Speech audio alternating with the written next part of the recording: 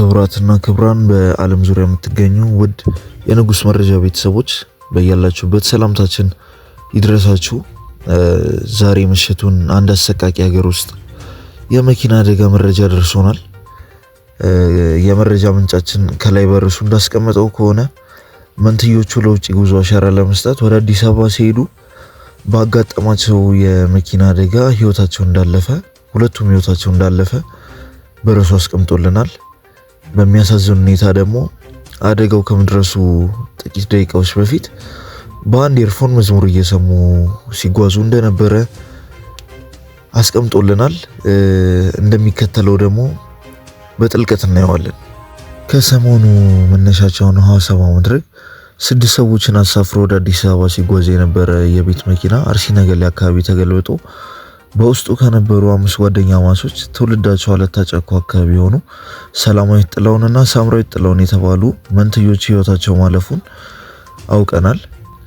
የመረጃ ምንጫችን ባደረገው ማጣራት አደጋው አርሲ ነገሌ ውስጥ የፍጥነት መንገድ አቅራቢያ መድረሱንና በአደጋው በተከሰተበት ቦታ ከመንትዮቹ የአንደኛው ህይወት ወዲያው ማለፉና እህቷ ወደ ሕክምና ከተወሰደች በኋላ ህይወቷ ማለፉን አረጋግጠናል። ከአደጋው የተረፈው ጓደኛቸውስ ምን አለ? ከአደጋው የተረፈው ጓደኛቸው ከናን ጋቢሳ ስለ አደጋው ለመረጃ ምንጫችን እንዲህ ሲል ቃሉን ሰጥቷል። 5 ሆነን ነበረ። በተለምዶ ቴሌባር እየተባለ በሚጠራው አነስተኛ ተሽከርካሪ ተሳፍረን ወደ አዲስ አበባ እየሄድን ነበረ። ሳምራዊት፣ ሰላምና ቃል የተሰኙ ጓደኞቻችን ለውጭ ሀገር ጉዞ አሻራ ለመስጠት ወደ አዲስ አበባ እየሄዱ የነበረ ሲሆን እኔና ሌላ አንድ ጓደኛችን ደግሞ ለግል ጉዳይ ነበረ ስንጓዝ የነበረው። ምዕራብ አርሲ አካባቢ ለፍጥነት መንገድ አቅራቢያ ድንገት መኪናው መንገድ ስቶ በመውጣት መገለባበጥ ሲጀምር ሁላችንም እየጮህን እንጸልይ ነበረ። እኔ ይሄን ሁሉ እንደ ህልም ሆኖ ከመቅጽበት ስነቃ ከመኪናው ወጥቼ ነበረ።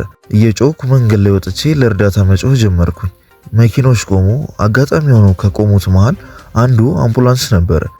ከመኪና የወረዱ ሰዎች ወዲያው ሮጠው ከተገለበጠው መኪና ተጎጂዎችን ማውጣት ጀመሩ። ከሁለቱ መንትዮች አንዷ ሳምራዊት ጥላሁን እዛ ህይወቷ አልፎ ነበረ። እኔን ጨምሮ ከአደጋው የተረፍነው ወደ ሆስፒታል ተወሰድን። በህክምና ላይ እያለን ከቀናት በኋላ ሌላኛው መንትያዋ ሰላማዊት ጥላሁን ህይወቷ ማለፉን ሰማን። ከመንትዮቹ ጋር ከ10ኛ ክፍል ጀምሮ አብረን የተማርነው እጅግ ሲበዛ ትሁቶች፣ የማይለያዩ አንድ አይነት ልብስ መልበስ የሚያዘወትሩ በመንፈሳዊ ህይወትም ጠንካሮች ነበሩ። መንትዮቹ አደጋው ከመድረሱ ጥቂት ደቂቃዎች በፊት በአንድ ኤርፎን መዝሙር እየሰሙ ነበረ። የትራፊክ አደጋ በአሁኑ ወቅት በየቀኑ ለበርካቶች ሞትና የአካል ጉዳት ዋነኛ ምክንያት እየሆነ በመምጣቱ ሁሉም የድርሻውን ሊወጣ ይገባል እንላለን። መረጃውን ቲክቫ ኢትዮጵያ ዘግቧል። ክቡራትና ክቡራን አድማጮቻችን ለዛሬ ማለዳ ይዘንላችሁ የመጣነው መረጃ ይኸኛውን ይመስላል። በቀን መረጃ እስከምንገናኝ ድረስ ሰላማችሁ ይብዛ። ሰላም ቆዩን።